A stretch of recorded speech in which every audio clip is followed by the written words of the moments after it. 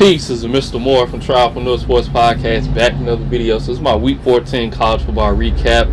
It was rivalry week, a lot of great games, a lot of fights, a lot of punches being thrown, flag planting, you name it. It was wild, but I really enjoyed it outside of, some of that stuff because, you can really get hurt. You are playing football, you got helmets and things like that, but overall, a lot of great games. Starting with my Alabama Crimson Tide, they went on to win 28-14 in the Iron Bowl. Solid game. I felt they left a lot of points on the board. I wanted them to blow Auburn out. Auburn talked a lot of trash leading up until that week, and they were, they felt good about themselves. They beat Texas A&M the week before. Alabama lost to Oklahoma the week before, so they were feeling themselves. But they got humbled real quick.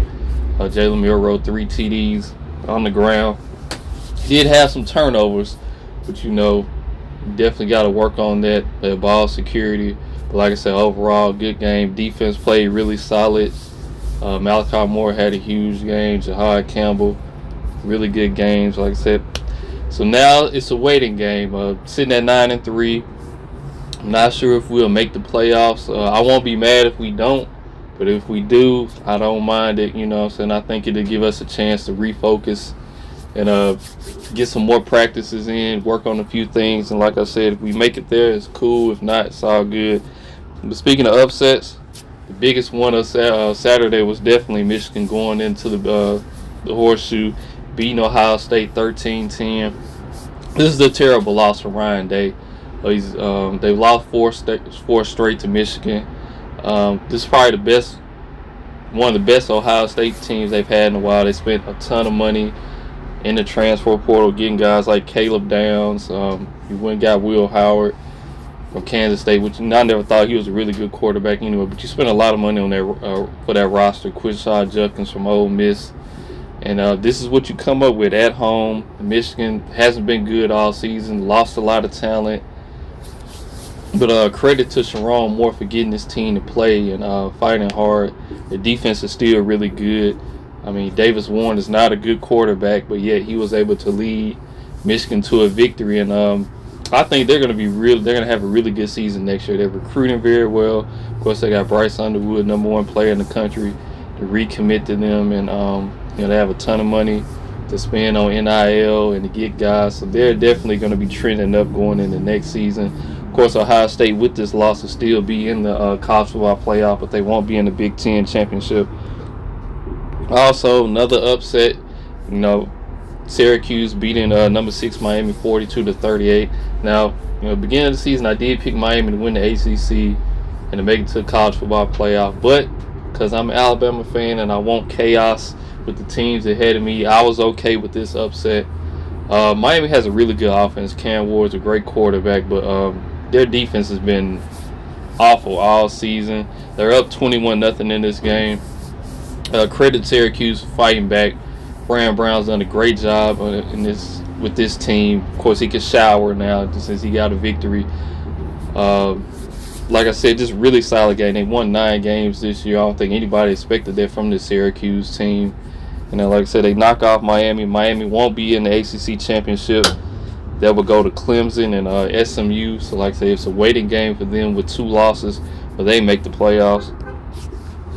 Speaking of the ACC, South Carolina Gamecocks defeated Clemson Tigers 17-14, and even with South Carolina Clemson losing this game, was a non-conference game because Miami lost. They're now in the ACC championship. They backdoored their way in, but South Carolina got the victory 17-14. Lenore Sellers is probably going to be one of the best players in college football going into next season. He's a very talented player. Elite running the football. Still has to work on a few things when it comes to his passing, his accuracy, anticipation, and things like that. But he is a super talented player.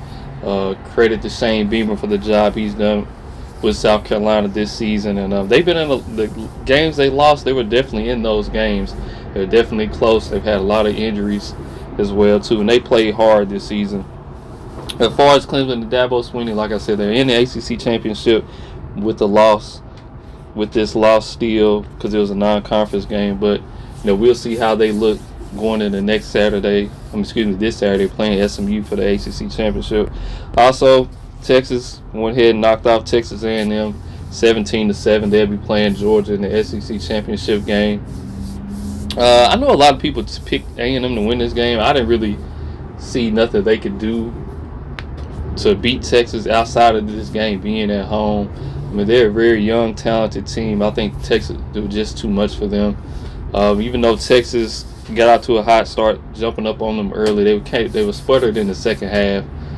Of turnovers, of course, Quinn Ewers, and I think that's one of his biggest issues, and also him being injury prone as well too. But I think in the rematch going against Georgia this weekend, they can beat Georgia in the SEC championship game. And speaking of Georgia, oh man, I was hoping they would have lost. Credit to Georgia Tech for playing the way that they did, but Georgia ended up winning 8 overtimes. This was Friday night, 44-42. Georgia Tech jumped on Georgia early. I think it was 17-7 and 17-6. They were really outplaying Georgia pretty much the entire game until the fourth quarter. I think Haynes King, that fumble that he had, really kind of broke the game, turned the momentum in that game where Georgia was able to score and tie it up. Of course, they went into the overtimes, and Georgia will be in the SEC championship game. Like I said, they'll play Texas. Now, the interesting thing is what will happen if Texas beats Georgia and Georgia has 3 losses. Is Georgia going to still stay in the top 12 with 3 losses, being the SEC championship loser?